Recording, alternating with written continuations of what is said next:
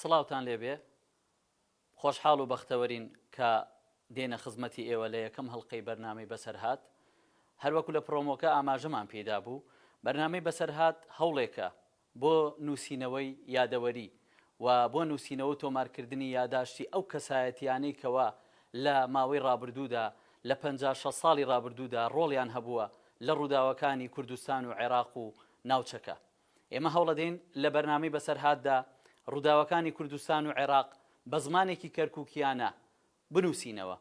بواتە هەوڵە دەین بزانین ئەو ڕووداوانەی کە لە کوردستان و عێراق ڕوویاندا چ کاریگەریەکیان بۆ سەر کەرکووک هەبووە، چونکە کەرکووک بە درێژایی مێژووی خۆیدا بەردەوام چەقی ململانەکان بووە لە نێوان شۆڕشەکانی گەلی کورد و هەروەها لەگەڵ حکومەتایەک لە دوایەکەکانی عێراق. ئێمە خۆشحاڵ و بەختەوەرترین کە لە یەکەم هەڵقەی ئەم بەرنامەیەدا هاتوونێتە ماڵی زۆر بەڕێز مامۆستا نەجمەدین گلی کە وەکو کەسایەتیەکی و هەروەها وەکو تێکۆشەرێکی دێرینی باڵی مەکتەبی سیاسی کە ڕۆڵێکی بەرچاوی هەبووە لە ساڵانی 50 60 و 70کان کە چەندین بەرپرسیارەتی حزبی و هەروەها پیشەیی و هەروەها سیاسی لە ئەستۆدا بووە و هەروەها چەندین ڕووداوی بینیوە و چەندین ڕووداوی بەسەردا هاتووە. ڕووداوەکانی ئەم کەسایەتیە بەشێکە لە مێژووی گەلەکەمان. بەلای ئێمەوە بۆیە گرنگە هاتوونەتە ماڵی مامۆستا نەجمەدین گلی بۆ ئەوەی کەوا قسەی زیاتر لەسەر ئەو وێزگانە بکەین کە بەسەر مامۆستادا هاتووە. سەرەتاش دەچینە لای راپۆرتێک و پاشان درێژە بە بەرنامەکە دەدەین.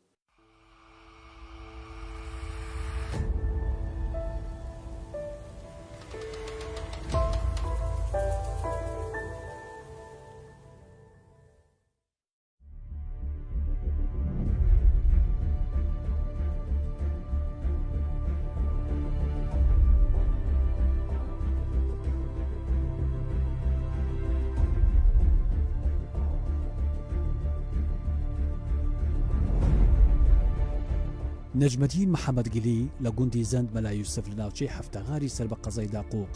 لە ساڵی 1943 چاوی بە دنیا هەڵهێناوە.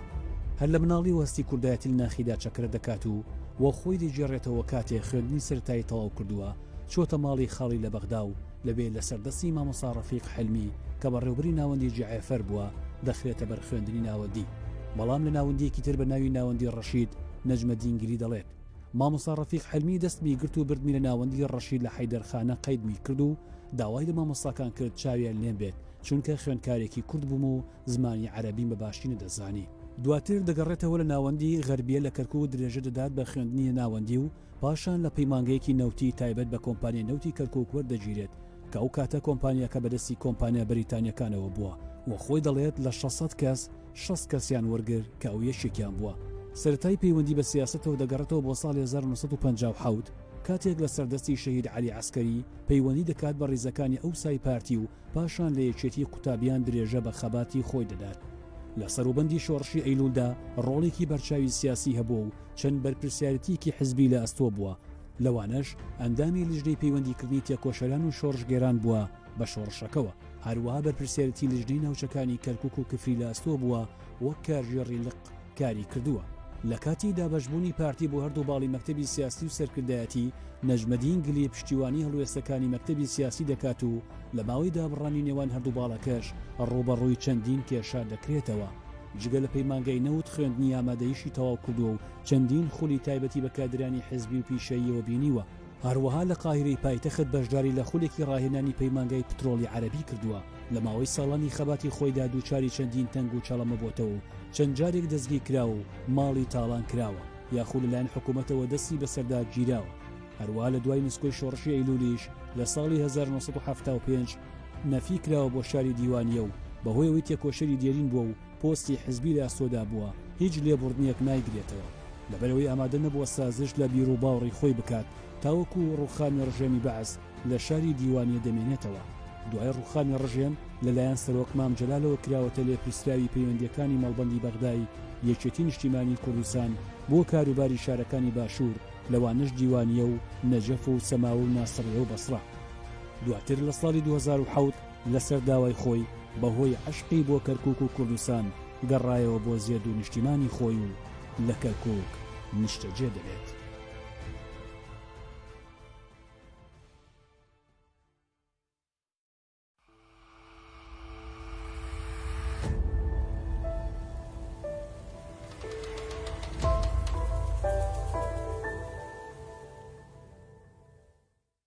مامۆسا حەزەکەم لە سەرەتادا سەرەتای بەرنامەکە بۆ دەست پێ بکەم دیارە جەنابەت هەڵگری نازناوی گلیت گل وەکو عەشرەتێک ڕەچەڵەکیان چۆنە و ئەم عەشرەتە کوردیە بەگشتی لە کوێ نیشتەجێن و هەروەها چی پەیوەندیەکیان بە کەرکووک و گەرمیانەوە هەیە عەشیرەتی گل وەکو محەممەدی مردوخی ئەڵێ لە نەتەوەی مادن لە یافت کوڕی نوح و هەروەها لە ئەسڵا عەشیرەتی گل ئەگەڕێتەوە بۆ کەڵهوڕیەکان عەشیرەتی گل هەژدە دێیە دێهاتەکانی کۆرومۆرە عەزیزبەگە کانی قادرە سۆفی ڕەزایە ئەم عەشیرەتە پێکهاتووە لە چەند تیرەیەک تیرەی مەسەرەن جانەوەز بەگ بەهرام بەگ فەرهاد بەگ میران بەگ عەزیز بەگ کوێخە عاشور ئەم عەشیرەتە لەبەر زروفی نالەباری خۆیان پرش و بڵاو بوونەتەوە سەر کەرکووک و شێخلەگەر و چەمچەماڵ و سلێمانی و لە کەرکووکیش وجودیان هەیە لە چەمچەماڵش هەیە حتا لە بەغدایشن بەڵام عەشیرەتەکە لەبەر ئەوەی لە کاتی خۆی غەدریان لێکراوە دەربەدەر بوونە نەیانتوانێ خۆیان کۆ بکەنەوە بۆیە هەمویان پرش و بڵاو بوونەتەوە هەر یەکێکیان کەوتنتە جێگەیەکی دوور ئەم عەشیرەتە هەژدە دێیە دێهاتەکانشی کانی قاگر سۆفی ڕەزا کۆرۆمۆری بیچ و کۆرۆمۆری گەورە ئێستا هەمووی لەو ناوچانن هەندێکیان ماون و هەندێکیانیش خەریکی کەسابەت و کرێکاری و موەزەف و شتیوان پێم وایە مامۆسا پەیوەندیەک هەیە لە نێوان ئەم عەشرەتە و شاری کەرکووک پێم وایە لە کۆنەوە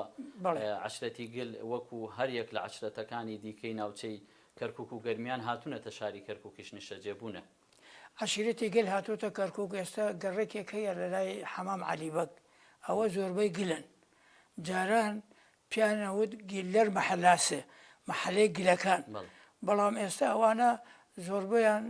خۆیان گۆڕاوە یعنی لە وەکو خۆی نەماون بڵێن و حتاکو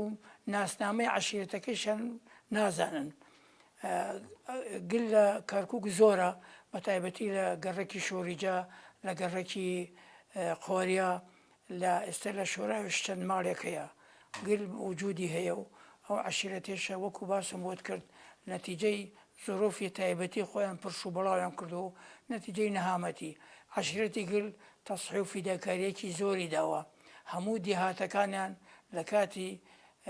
حزبی بەعسی ڕووخاو هەمووی خاپور کرا خەڵکی زۆریان سەدان کەسیان ئەنفال کران بە کوڕ و کچ و مناڵ و پیا و نەگەڕاونەتەوە هەمووشی ئەنفال کراون مردن مامۆسا خانەوادەکەی ئێوە چ کاتێک ئێمە هاتوونەتە کەرکووک ئێمە لە کوێ نیشتەجێبوون ئێمە لە ئەسڵە باو باپیرمان لە دێی تاڵاو دانیشتوین دێیەکە ئای دووزە کە هاتوونەتە کەرکووک بەوکم ئایلی یەکەمی ئەمری خۆی کردووە کوڕێکی هەبوو فەخرەدین دوایی دایکمی هاوسەرگیری لەگەڵ دایک من کردووە هاتوونەتە هەفتەغار لە هەفتەغار لەوێ عایدی کەرکووکە داقۆقیانی تاوەق لە ساڵەکانی سیونەوەکانەوە هاتوینە لە سیەکان و ئێمە هاتوونەتە ئەو دێ و دوایی لە چلەکانیش لە پەنجەکانش هاتوونەتە کەرکووک بەڵێ مامۆسا سەرەتا حەزەکەم باسەوە بکەم کەرکووک دیارە تایبەتمەندی نەتەوەیی هەیە لە لای کورد یعنی بە درێژایی مێژووی نوێی عێراقیش هەروە بووە بۆ نمونە لە دوای دامەزراندنی دەوڵەتی عێراقەوە ئیتر ئەم کێشەیە هەر کاتێک کە بڵێن با بڵێن حرەکەی سیاسی کوردی کە دروستە بێ زۆر جا ململانیەکانی لەگەڵ بەغدایە لەسەر کەرکووک بووە جەناب تیش کە طبعا دووز ئەو کاتە سەر بە کەرکووک بووە سەر بە لیوای کەرکووک بووە لە سەرەتادا سەرەتای وشیارینەتەوەی حەزەکەم بزانم لە لای نەجمەدینگلی بۆ چ کاتێک ئەگەڕێتەوە چ کاتێک هەستت کرد کە پێویستە بەشداری کاری سیاسی بکەی بۆ کورد من لە ساڵی 57 کە لە قوتابخانەی غەربیە بووم ئەو کاتە تەڵەبە کوردەکان هەمووی بەڕاستی تەڵەبەی چالاک و زیرەک و لە کەرکووک وا باو بوو تەڵەبە کوردەکان حتا کورد بە یەکتری نیانەوە ڕۆژ باش شەو باش ئەم کاتت باش فێر وا بوون بڵێن مەساء الخێر سەباح الخێر بەڵام ڕۆڵی قوتابیانی کورد بە تایبەتی شەهیدی نەمر عەلی عەسکەری و چەند هاوڕێیەکی تەڵەبە کوردەکانیان وا فێر کردبوو پێویستە لە ناو خۆتانە بە زمانی کوردی بە ڕۆژ باش و شەو باش و هەوڵدەن کتابی کوردی بخوێنەوە بۆ ئەوی هەتاکو قوتابیە کە ناسم شتێکی وەرەقەیەکی نووسی بوو پشتێکی بە عەرەبی پشتەکەی تری بە کوردی چونکە کوردی نەئەزانی ئەیوت هەوڵەدەم بۆی زیاتر زمانی کوردی فێر بم لەو کاتەوە لە 57ەوە ئیتر هەموو شعوری کوردی بە تایبەتی قوتابیانی کوردستان زۆر چالاک بوون لە کەرکووک و توانویان تەڵەبە کوردەکان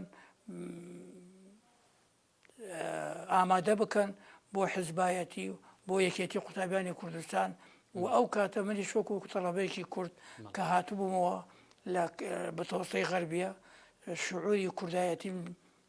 پەیدا کرد و لەگەڵ براکانمە لەگەڵ هاوڕێکان قوتابیەکانە دەستمان کردە کوردایەتی و بیرروهۆشی سیاسی کوردیم بوو. مامۆستا چ کاتێ پەیوەندیت بە حرەکەی سیاسی کوردیەوە کردووە کێ ڕۆڵی هەبوو لەوەی کەوا تۆ کەسب بکە بۆ ئەو حرەکە سیاسی کوردیەکە من کە هاتووە لە بەتۆستەی غەربیە تەڵەبە کوردەکان زۆر بەحسی شەهیدی نەمر عەلی عەسکەریانە کرد ئەو کاتە کاک عەلی عەسکەری لە ئەعدادەی مەرکەزی بوو لەگەڵ چەند تەڵەبەیەکی ترا ئیتر هەر تەڵەبەیەکی کورد دەخڵ غەربیە بووایە ڕاستە پەیوەندیە لەگەڵا کرد بۆی کەسبی کەن بۆ کوردایەتی بۆ قوتابیان بۆ حزب ئاگاداریان کردەوە کەەوە تەڵەبێکی کورداتوە من لە بەغدا و نەقل بووم لە مەتۆستە لە بەغدا بووم یەک متۆستم تەواو کرد کە هاتمەوە پەیوەندیان کرد و کاک عەلی پەیوەندی کرد لەگەڵما چوومە ریزی قوتابیانەوە و دوای ئەوە منیان تەرشیح کرد بۆ حزب لە ساڵی 57 بووم بە ئەندامی حزب بە دەستی شەهیدی نەمر عەلی عەسکەری. باشە مامۆستا لەو کاتەدا کە با بڵێن ئێوە پەیوەندی بە ڕوتێکی سیاسی کوردیەوە ئەکەن لەو کاتەدا لە کەرکووک چ ڕوتێکی تری سیاسی هەبووە پێت وایە یعنی با بڵێن ململانەی ئێوە وەکو حزبی کوردی ئەو کاتە ململانەکانتان لەسەر جەماوەر لە گۆڕەپانەکەدا لەگەڵ چ لایەنێکی تر بوو؟ ململانەی ئێمە بەس لەوە بوو هەوڵدەین کوردەکە زۆر زمانی خۆی بپارێزێ کوردایەتی خۆی بکات لەبەر ئەوەی هیچ ساحی سیاسی حزبێکی تر نەبوو مەسن تۆ ململانی لەگەڵ بکەی بەڵام تۆ وەکو کوردێک هەوڵی ئەوەتەدا کوردی کەرکووک فێری کوردایەتی بکەی نەتەوەی قەومی یعنی وەکو قەومیەکی کوردی داوای مافی خۆت بکەی و هەوڵدەی تەسقیف بی لەبەر ئەوەی کورد لە کەرکووک ئەو ڕۆڵەی نەبوو ڕۆڵی سیاسی نەبوو بەڵام هۆشیاری لە 57 و 56 و دەستی پێکرد کوردایەتی بەرەو پێشکەوتن ئەڕۆی بەرەو سەرکەوتن ئەڕۆیشت بە تایبەتی قوتابیانی کورد زۆر چالاک بوون ئەو کاتەدا. بەڵێ یعنی جگەل لە پارتی با بڵێن لەو کاتەیە چه حزبێکی حزبی تر نەبوو لە کوردی نەبوو هیچ حزبێکی تر نەبوو حزبی نەبوو حزبێکی حزبی تر نەبوو بەس ناحیە قەومیەت هەبوو قەومی تورکمانی قەومی عەرەبی هەر کەسی هەوڵیەدا ناحیە قەومیەکەی خۆی پەرە بسێنێ کوردیش یەکێک لەو قەومیەتانە بوو کورد ڕۆڵی هەبوو لە کەرکووک زۆر و کورد دەورێکی باشی هەبوو وستەوە پەرلەماناتی کوردستان عێراق بخوێنەوە زۆربەی ئەندامانی پەرلەمان لە نوێنەرانی کەرکووک کورد بوونە عەرەب نەبووە کەم بووە تورکمان کەم بووە بەڵام کورد بوونە هەموویان ینی با بڵێن شارەکە بەگشتی شارەکە زۆربەی کورد بوو زۆربەی کورد بڵێ مەسەرەن شەخصیاتی کوردی هەبوو هەموو سەردانیان نەکرد وەکو مەسەرەن کاکە حوسێن خانەقا ماڵێکی خانەقا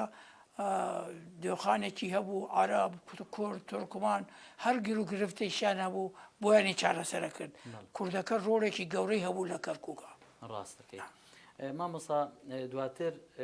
دیارە ئێمە لەو کاتەدا با بڵێن لە ساڵی 1958 ئێمە ناکرێ باسی ساڵی 1958 نەکەین کە کودەتای سەربازی بۆ یەکەمین جار پێش ئەوە دیارە کودەتای سەربازی لە عێراق ڕوویداوە لە 36 بەڵام ئەو کودەتایی کەوا با بڵێن سیستەمە سیستەمە گۆڕێ لە پاشایەتیەوە بۆ کۆماری کورد بەگشتی چۆن پشتگیریە کرد یاخود دژایەتی ئەکرد چۆن بوو هەڵوێستی کورد چی بوو لەگەڵ شۆڕشی چواردەی تەمموز ئێمە من لە 57 شەریکەی نەوت ئیستیمارەی تەوزیع کرد بەسەر هەموو عێراق تقریبا لە بەسرەوە تا مووسڵ 500-600 کەس تەقدیم شەریکەی نەوتیان کرد یەکێ لەو کەسانە منیش تەقدیمم کرد هەروەها ئیستیمارەیەکم پڕ کردەوە 60 کەسیان نەویست 60 کەس لەو 60 کەسێکێکی من بووم لە 25 نۆی 58 من دامەزرام لە شەریکەی نەوتی کەرکووک وەکو تەڵەبەیەکی سەناعەت پیانەوە ترینینگ سنتەر هەموو مامۆستایەکانشمان ئینگلیز بوو بەس یەک مامۆستای عەرەبمان هەبوو کە چواردەی تەمموز بوو ململانیە دروست بوو چووکەم هەندێک کەس هەبوو سەر بە پاشایەتی بوون سەر بە لایەنی تر بوون شۆڕشی تەمموزیان پێ باش نەبوو هەوڵیانەدا دائیمەن شت بخۆڵقێنن شت دروست بکەن حتا لە ناو تەڵەبەکان لە قوتابخانەکەی ئێمە ململانیەکی زۆر هەبوو لە بینی تەڵەبە کوردەکان و تورکمانەکان و عەرەب چکەم هەندێک تەڵەبەی عەرەب بە قەومی بوو هەندێک تورکمان هەبوو سەر بە لایەنێک بوون هەوڵیانەدا کوردەکانی زۆربەی پارتی بوون و کوردی شیوعیشمان هەبوو اینجا لەبەر ئەو ململانیەیە دەستی پێ کرد بەڵام هەر کوردەکان سەرکەوتوو بوون چووکەم سەر بە شۆڕشی چواردەی تەمموزیان زۆر پێخۆش بوو بەنیازی ئەوەی کورد بگاتە مافەکانی نەتەوەکەی ساڵەهای ساڵە کورد چەوسا بووەوە کورد دەربەدەر بوو کورد ماڵوێران بوو کورد نەگەیشتە ئەوەی مافەکەی خۆی وەربگرێت اینجا لەبەر ئەوە تەڵەبەی کوردەکان هەموو پێکەوە پارتی بوون هەمووی بەڵێ مامۆستا شۆڕشی چواردەی تەمموز دەستکەوتی هەبوو بۆ کورد دەستکەوتەکەی ئەوە بوو کورد توانی ئیجازەی حزبەکەی بسێنێ ئیجازەی پارتی دیموکراتی کوردستان مجاز بوو بەرزانی نەمری هێنایەوە لە ڕووسیا بوو و ماوەیەکی زۆر کورد حەوایەوە توانی خۆی ڕێک خاتەوە ڕێزەکانی خۆی بتەوتر بکات لەبەر ئەوە دەستکەوتی باش بوو ئەو بۆ کوردەوانە بەڵێ مامۆستاوا بزانم هەر لە دوای گەڕانەوەی لە یەکێتی سۆڤێت خوا لێ خۆش بوومە لە مستەفا سەردانێکی کەرکووکەکە ئەو سەردانی بۆ کەرکووک بە چ مەبەستێک بوو مەلا مستەفا بەڕەحمەت بێ هەموو جارێ سەردانی ئەکرد هات لە ساڵی 59 بوو هات بۆ ماڵ عەونی یوسف ئێمە لە قوتابیان بووین لە قوتابیان بووین وتیان سبەینێ بەرزانی دێت ئێمەش طبعاً بەرزانیمان نەدی بوو زۆر پێمان خۆش بوو بەرزانی دەربەدەر بوو لەسەر نیشتمان پێمان خۆش بوو چاومان پێ بکەوە بەڕاستی چوومان دیمان لە ماڵی عەونی یوسف هاتە دەرەوە بەرزانی بە خێراتنمانی کرد ئێمەش چەپڵە ڕێزان و بەرزانی بژێ بەرزانی بژێ وتی کوڕەکانم چەپڵە بۆ من لێ مەدەن بۆ عەبدولکەریم قاسمی لێ بدەن وەغایەشی ئەوە بوو نەیویست ئیستیفزازی عەبدولکەریم قاسم بکە بەڕای من یعنی ئێمەش زۆر پێ خۆشحاڵ بووین کە چاومان پێکەوت ها سەردانی کەرکووکی کرد بەڵێ مامۆستا ساڵی 1959 ئەمەش قۆناغێکی کێ لە کەرکووک کە زۆر جار هەوڵ درا ئاشوبێک دروست بکرێت لە کەرکووک لە نێوان بە تایبەت کورد و تورکمان و دەرەنجام خەریک بوو دۆخەکە لە ژێر دەست دەرچێت لە کۆنتترۆل دەربچێت هەڵوێستی حزب لەو کاتەدا چۆن بوو با بڵێن بۆچی هەوڵە درا ئەو کێشەیە بخرێتە ئەستۆی کورد و کێ دەستی هەبوو ئەگە بکرێ باسێکی ئەو ڕووداوە بکەیت لە ساڵی 59 بۆمان مامۆستا چونکە لەو کاتەیە خۆت لە کەرکووک لە ساڵی 59 لە عەبدولوەهاب شەواف لە مووسڵ ویستی کۆتەدایە بکات ئینقیلاب بکات ئەو کاتە ئەنساری سەلام لە مووسڵ بوون طبعاً لە عینی کاتە لە کەرکووکیش ڕێپێوانێک ڕوویدا حزبی شیوعی قەوس و لافتات و هەموو جەماهیری خۆی کردبوو کۆ کردەوە لە کەرکووک جوتیاران و کرێکاران و ئەنساری سەلام و هەروەها حزبی ئێمەش کە پارتی دیموکراتی کوردستان بوون خۆمان ئامادە کرد بۆ ئەو ڕێپێوانە بە مناسبەی تێپەڕبوونی ساڵێک بەسەر 1958 شۆڕشی تەمموز کە هەموو لایەک حازر بووین بەڵام بەر لەوەی حاضر بین شەهیدی نەمر عەلی عەسکەری وتەیەکی خوێنەوە وتی برایان ئێمە ئێستا بۆ شتێکی نیشتمان پەروەری و هەوڵەدەم شتی یعنی ناڕێک ڕوو نەدا ناو ڕێپێوانەکە هەوڵدەن خۆڕاگر بن و پێویستە ئێمە هەوڵ نەدەین ئاژاوە و شتی تر ڕوو بدات کاک عەلی عەسکەری طبعا کە ڕێپێوانەکە دەستی پێ کرد لە بیدایی شاری عەتڵەسەوە شاری عەتڵەس ئەوە بینای جسری هند دەستی پێکە بەرەو ڕۆیشت ئێمە دووسێ مەلایشمان لە پێشەوە بوو مەلای مەزەر کورد بوون وا بزانێکێکی عەبدولکەریم بیارە بوو ئەوی تریشی وا بزانم شێخ عەلی تاڵەبانی بوو پەیوەندیان بە حیزبەوە هەبوو ئەو مەلایەنە هاتن ئامادە بوون نازانم یعنی ئەندامی حیزب نەبوون من لەبەرەوە من لە عایدی نەوت بوو کە هاتن ڕۆیشتین و ڕێپیاوەکە دەستی پێکرد ئەنزوباتخانەی عەسکەری جاران بەرامبەر دایر تەجنید بوو دایرەی جەوازە سەفەرەیە لە کەرکووک ئەزانین لەکوێ جەوازە کۆنەکە جاران ئەنزوباتخانە لێ بوو گەیشتنە ئەوێ تەقێ دەستی پێ کرد کە تەقە دەستی پێ کرد هەموو کشانەوە بەرەو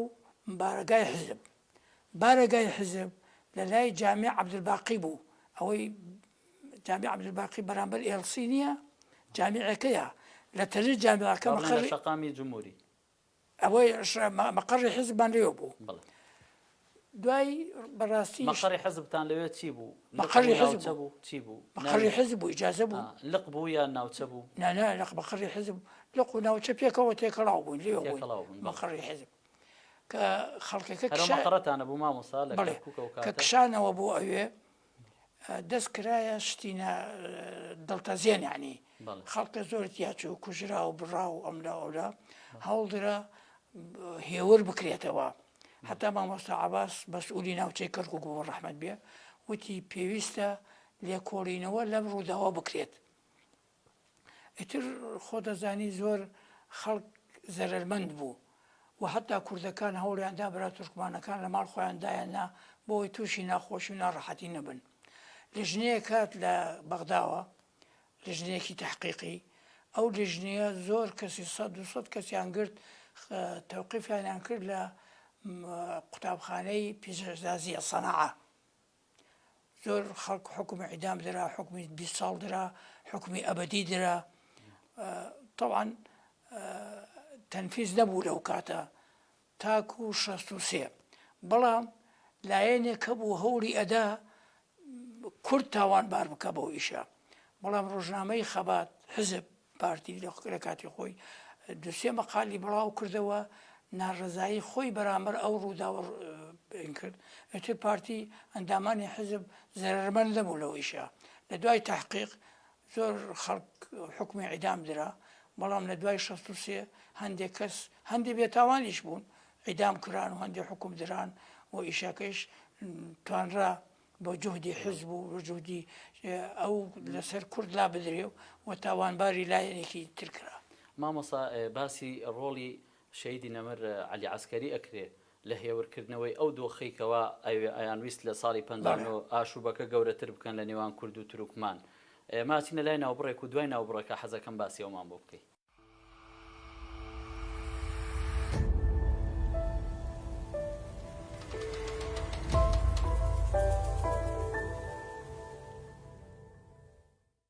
دووبارە سڵاو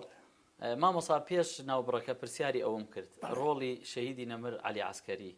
لە هەوڵی هێورکردنەوەی ئەو ئاشوبەی کە لە ساڵی 1959 هەوڵ دەدرا لە کەرکووکە و ئاشوبە لە نێوان هەردوو نەتەوەی کورد و تروکمان دروست بکرێت ڕۆڵی چی بوو شەهیدی نەمر عەلی عەسکەری شەهیدی نەمر عەلی عەسکەری ڕۆڵی زۆر گەورەی هەبوو هەوڵیدا ئەو ڕووداوە دڵتەزیێنە هێور بکاتەوە و ئاگداری جەماهیری کردەوە ئاگداری ئەندامانی حزبی کردەوە پێویستە ئێمە ئەم ڕووداوەی ڕوویداوە هەوڵ دەین تەشەنە نەکات لەبەر ئەوەی زەرمەندی هەموو لایەکە و داوای کردە ئەندامانی حزب پێویستە ئێوە بە هەر جۆرێکە بێ دوورکەوتنەوە لە ئەم ڕووداوە و کەوتە ناو جەماهیریش ئاگداری جەماهیریە کردەوە بۆ هێوەرکردنەوەی ڕووداوەکە بەڕاستی دەورێکی باڵای هەبوو کاک عەلی ئەسکەری یەکێک بوو لەو کەسانەی کە توانی ڕۆڵی هێوەرکردنەوەی ئەو ڕووداوە دڵتەزیانە بدات لەبەرەوەی شتێکی نەشیاو بوو شتێکی گونجاو نەبوو پیلان بوو مامۆستا پیلان بوو لە کوردیان گێڕاوی خۆی ئیشەکە ڕوویدا اینجا پیلا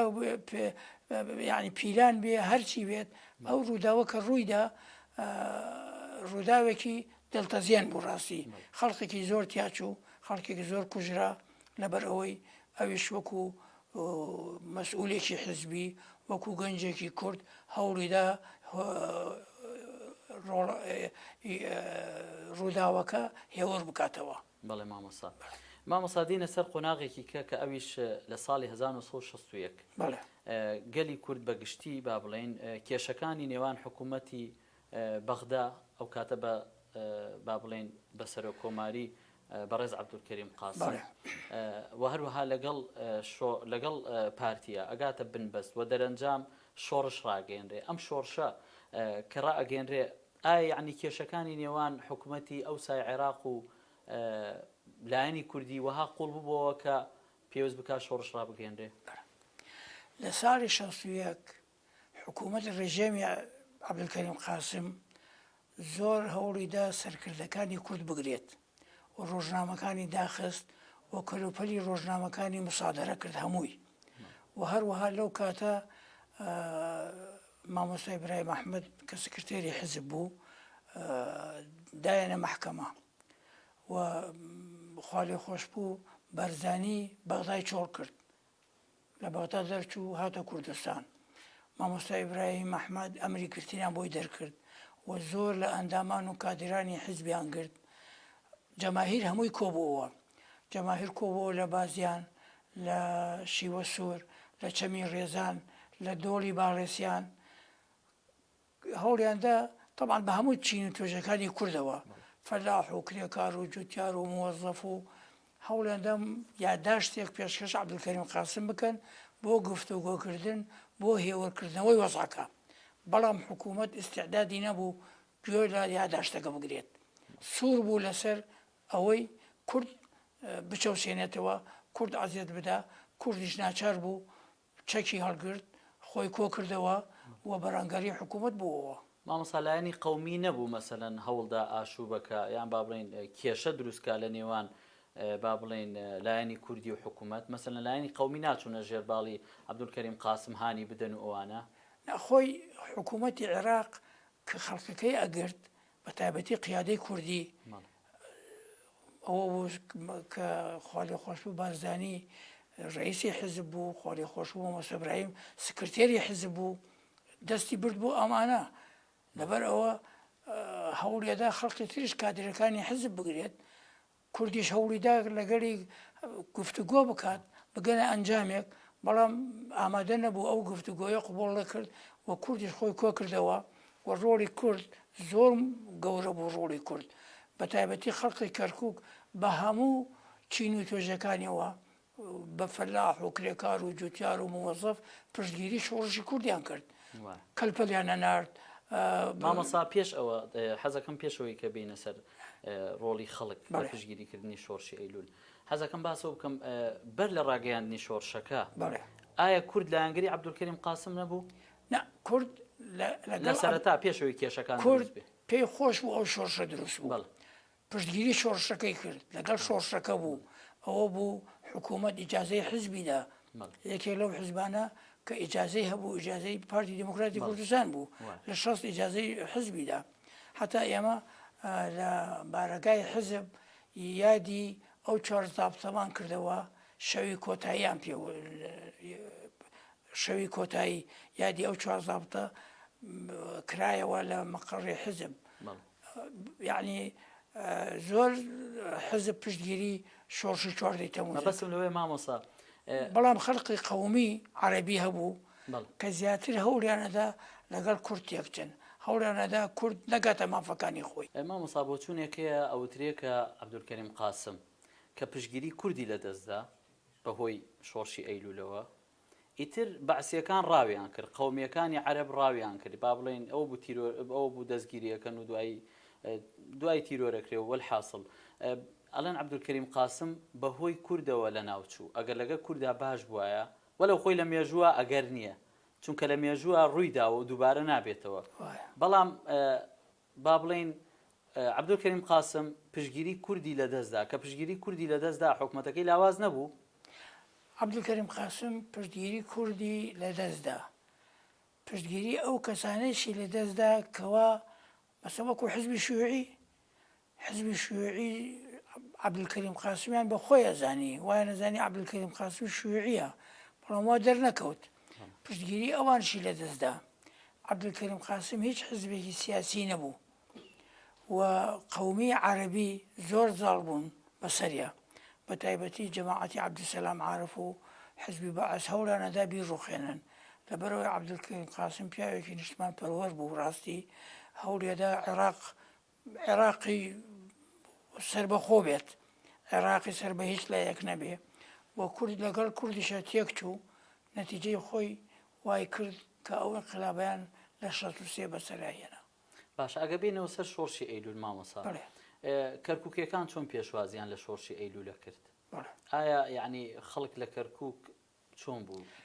خۆی کە شۆڕشی ئەیلول دەستی پێ کرد خەڵقی کەرکووک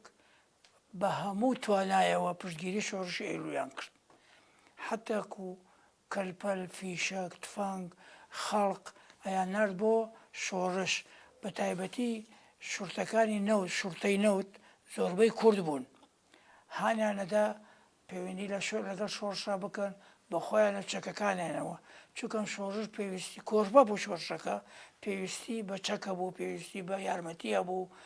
کوردی کەرکووک هیچ قسوورێکی نەبوو بۆ تەسحێدان و فیداکاری لە پێناوی شۆڕشەکە بۆی سەرکەوێ هەتا کورد بگاتە ئامانجەکانی خۆی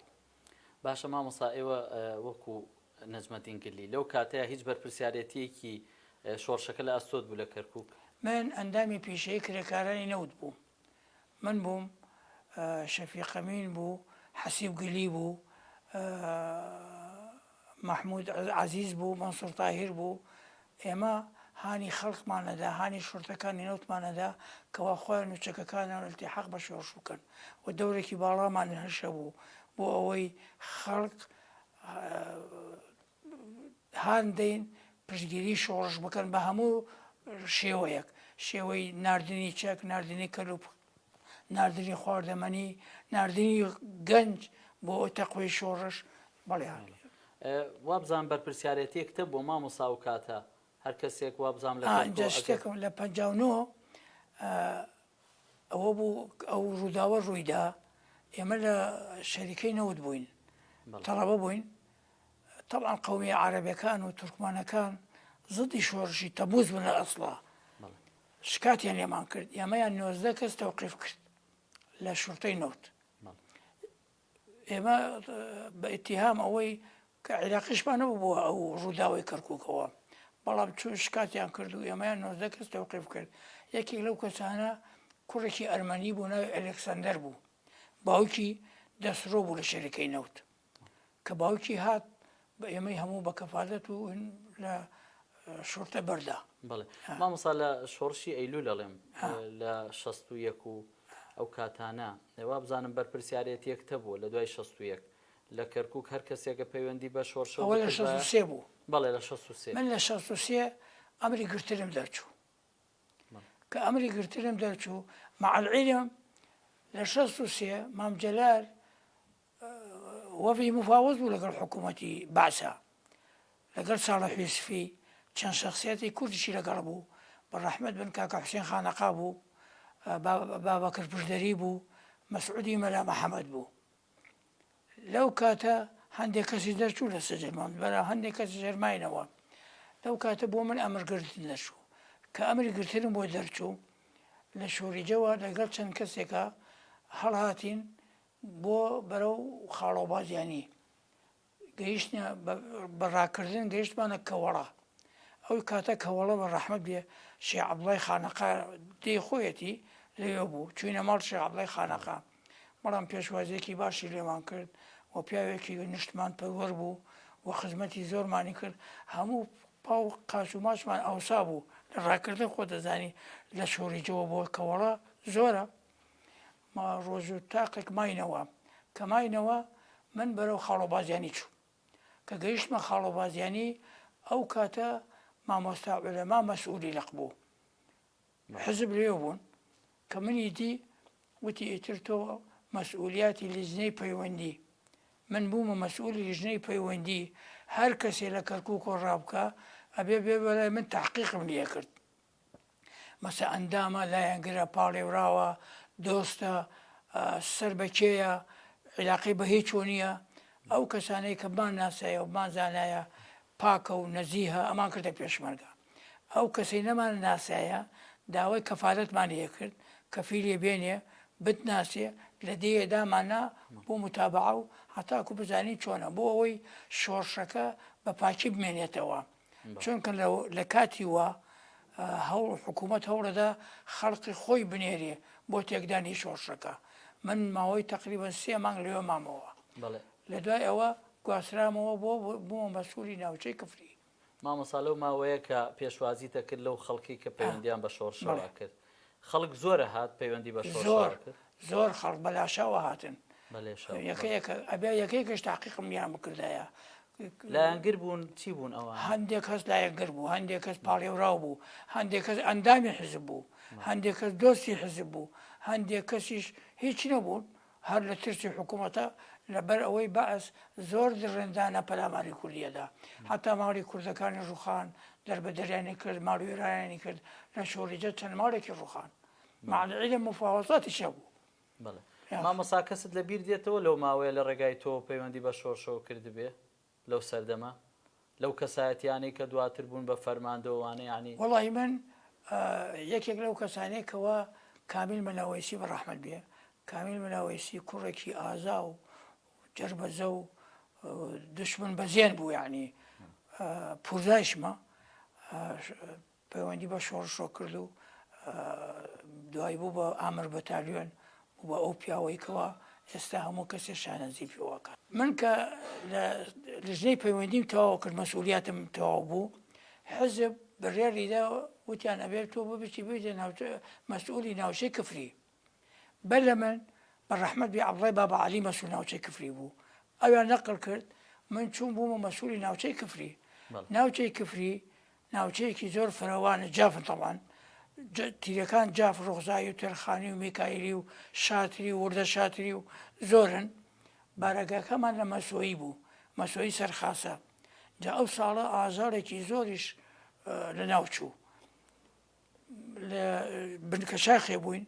سەرۆمان ئاو بوو خۆریشمان ئاو بوو کوڕێکم لەگەڵ بوو بە ڕەحمەت بێ پێشمەرگە بوو حەسەن زەنگنەی ناو بوو حەسەن زەنگنە هات وتی کاک نەجمەدین کوڕێک هاتووە ئەوێ بێتە پێشمەرگە منیش وتم بابێت بیبینم کوڕێکە سێرەکەم عمری 14-15 ساڵە یعنی هین ئەوە نییە بێتە پێشمەرگە منیش دامنا وتم فەرموو چیتەوێ وتی وەڵا مامۆستا ئەمە پێشمەرگە وتم ئەخە تۆ مناڵی بگەڕێرەوە با عمر بێتە 18 ساڵ وتی نەوەڵا هەر من ئەمێنمەوە لێرە منی شوان بیر کردو وتم دیارە لەگەڵ باوکی عاجز بووە شتێکەیە وتم باشە ناوی حەسەن قەواڵیە دوایی ناز ناوی مام ڕۆستەمە ئەم پیاوە قارەمانەی لێ دەرچوو کە هەموو جێگەی شانازیمانە تر بە ئەو کابرایان وت بە کاک حەسەن زەنگەنە بە ڕەحمەت بێ وتم کاک حەسەن چاوت لێ بێ ئەم کوڕە ئیشومیشی پێ ناکەی مەسە لە دەرەوە جاران بارانوشتی وایە باگردێنیانە کرد نییە سەربانەکە باگردێنیانە کرد وتم چاوت لێ بێ و مام ڕۆستەمە تا ئەو ماوە بەردەوام بوو لە پێشمەرگایەتی و بوو بە ئەم کوڕێکەوە ئێمە ئێستا هەموو خۆشمانەوێ مامۆستا دواتر لە ساڵی 1964 لەو ماوەیە تر کێشە دروستە بێ لە ناو خودی پارتی دیموکراسی کوردستانی ئەو کات بەیانی تر وابزانام کێشەکان زۆر قوڵە بنەوە ئەکەوێتە ئەکەونە سەر دوو بەرە باڵی مەکتەبی سیاسی و باڵی سەرکردایەتی کێشەکانەوە دەقوڵ بوون کە چارەسەر نەکرێن لەو کاتەیە خۆی زۆر بەداخەوە خلافێک هەبوو یعنی تێناگەیشتنێک هەبوو لە بینی مەکتەبی سیاسی و لە بینی سەرۆکی حزب کە بە خاڵی خۆشببوو مەلا مستەفا بوو بەیانی 64 کە درا من لەش ئاین بووم لە منطقەی کفری بوو مەسئولی ناوچەی کفری بووم ئەو کاتە هەوڵمانەدا بیرروباوە بزانین حزب ڕێی چێ لە مۆزوعە کۆبوونەوەیەکم با ناوچە کرد برادرانی ناوچە عەبدوڵڵا نەجم بوو میرزا شوانیان پێوت فەریدون خەلیفە بوو عەزیز کاکە حەمە بوو کامیل سابر بوو برادێکی تریش کەریم بوو حوسێن کەریمینەوە بوو ئێمە کە کۆبوونەوەمان کرد برادێکمان عەبدوڵڵا نەجم وتی وەڵڵا من لەم قتارە دابەزم بۆ پیاوچاک وتی وەڵڵا من لەم مەحەتەیە تر نایم تەواو وتی ئەگەڕێمەوە کەرکووک چەندێ هەوڵمان نەگەڕیدا ئەملە فایدەی نەبوو گەڕایەوە ئەو گەڕایەوە چاوەڕێمان کرد بزانین حزب چی ئەڵێ بەڵام هیچ ئەنجامی نەبوو ئیتر ئەوە بوو خلافەکە دەستی پێ کرد چونکم ئەو بۆچوونەی حزب لەگەڵ مەلا مستەفا حزب وای ویست ئەم بەیانە مافی کوردیتیان نییە و هەروەها دیموکراسیەت نییە بۆ عێراق هەر بەیانێکە و عەفویەکە و هەر کەسێ بچێتە ماڵی خۆی ئیتر من لە کفری مامەوە کە مامەوە یەک دوو کەسم لەگەڵ بوو بەڕەحمەت بێ مام جەلال لەگەڵ 150 کەس عەریف حەمید ئامەر بەتالیۆنی جەباری بوو مولازم سوبحی لەگەڵا بوو پێشمەرگەی زۆرش لەگەڵا بوو گەیشتنە لای من وتیان وەزع چۆنە وەڵڵا من وتم وەزعەکە باشە و خەڵکی لەگەڵ حزبایە و ئەم شتانە تقریبا سەعاتێ مانەوە بەرەو دەربەری خان ڕۆیشتنەوەن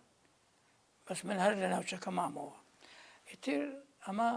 نووری معروف ئەمەی بیستە بوو نووری معروف ئامرهێزی قەرەداخ بوو ئیتر زۆر قسەی ناشریشی کردبوو ئەوێ شارەکە ئەوێ ناوچەکە تێکدا و ئەملا ئەولا لقی پێشمەرگەی بۆم داگرتوو بۆ بیگرنیان بیکوژن منیش کوڕێ پێشمەرگە خەبەری بۆم نارد وتیان ئاگای لە خۆی بێ ئەوە لقی پێشمەرگەیان بۆ ناردووە منش لەوێ هەڵهاتم چوون بۆ دیەی 12 ئیمام پورزایەک منەوە بوو لە 12 ئیمام دەک دوو ڕۆژ مامەوە بەڵام دوایی بە ماتۆرسیکل منیان هێناوە کفری لە کفری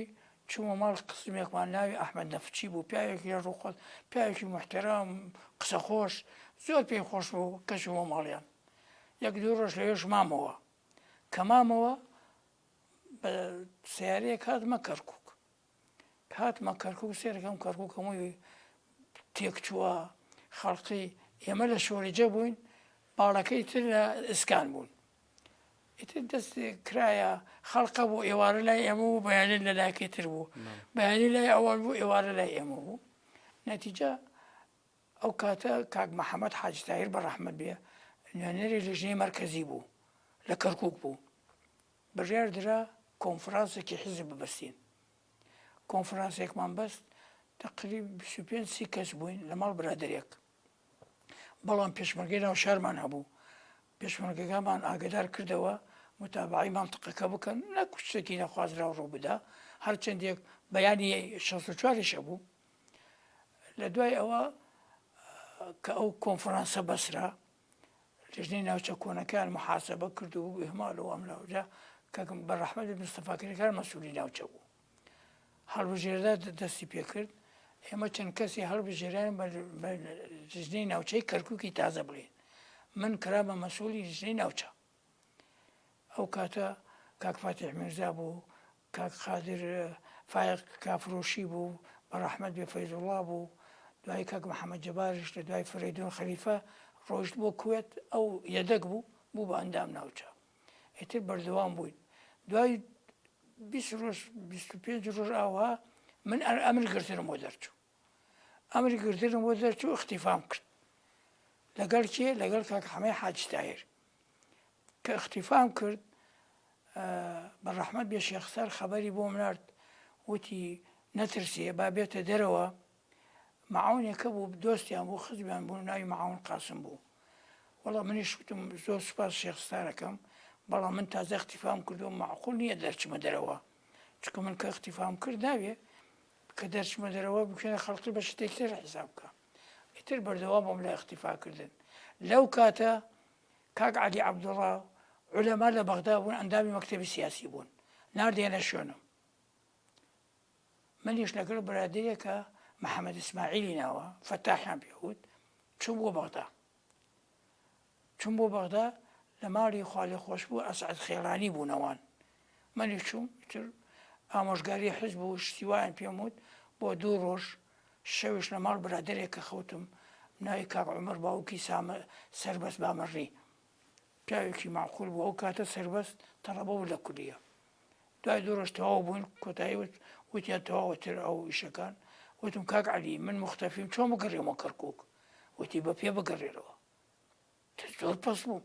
وتم کاک عەلی چۆن بۆ پێ من بگەڕێمەوە وتم من مختەفیم ئەمە گرتنمەیە وتی وەڵا کەیفی خۆتە وەڵای ترمیش بە تووڕێی دەرچووم لایەن خۆی عولەما وەڵا کە هاتم برادەرەکەم چاوەڕێمیە کرد کاک محەممەد ئیسماعیل وتی چییە خێرە بۆ تووڕێی وتم وەڵا کاک عەلی جاتیەوەی حەلێکە بۆ دەزارێ بە پێ بگەڕەوە کەرکووک وتی حەقت نەبێ پێکەوە چینە تکریت